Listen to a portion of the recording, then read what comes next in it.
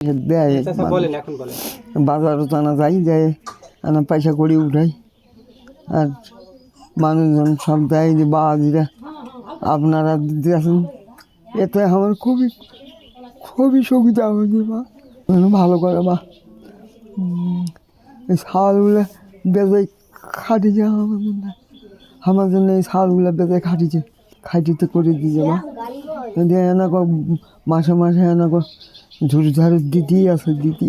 আমরা এই জিনিসগুলো আমাদের ভাইজানেরা দিয়েছে, আমরা আন্তরিকভাবে খুশি। আমরা আমাদের জন্য ভাইজানেরা কঠিনভাবে আমাদের জন্য চেষ্টা করছে, তাদের জন্য আমি চিরদিন দোয়া করব। বিকাশ পেমেন্টে 10,000 টাকার বেশি অফার, শপিং চলছে তো।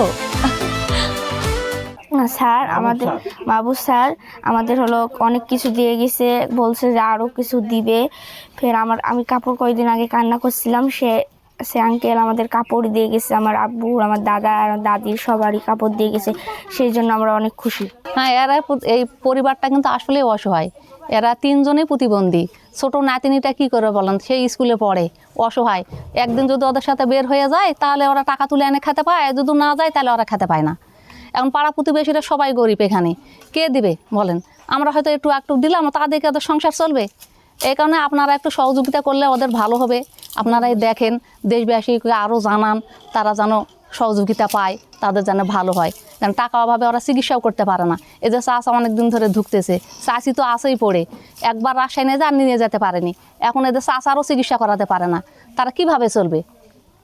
আপনারা যদি সহযোগিতা করতে পারেন তাহলে তারা চলতে পারবে, তাছাড়া তারা চলতে পারবে না, ওদের কোনো ক্ষমতাই নাই চলার। আমরা বিভিন্ন টেলিভিশন চ্যানেলে সাপাহার উপজেলার সাপাহার ইউনিয়নের আমডাঙ্গার একটা অসহায় পরিবারের সংবাদ প্রচারিত হতে আমি দেখেছিলাম।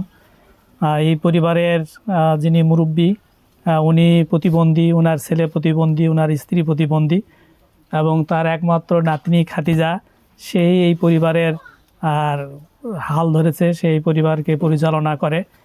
সেও এখানে স্থানীয় স্কুলে পড়াশোনা করে। তো আমি আজকে তাদের জন্য সামান্য কিছু ঈদ সামগ্রী তাদেরকে আমি দিলাম। আমি এই এলাকার যারা বিত্তবান আছে তাদের প্রতি উদাত্ত আহ্বান জানাবো যে আপনারা এই অসহায় পরিবারের প্রতি এগিয়ে আসুন এবং স্থানীয় প্রশাসন যারা আছে তাদেরও দৃষ্টি আকর্ষণ করছি যে এই অসহায় পরিবারের সাথে আমাদের প্রশাসনের দাঁড়ানো উচিত, যাতে এই পরিবারটা রাষ্ট্রীয় সহযোগিতা নিয়ে যেন তারা জীবনযাপন করতে পারে, এই প্রত্যাশা করে আমার কথা শেষ করছি।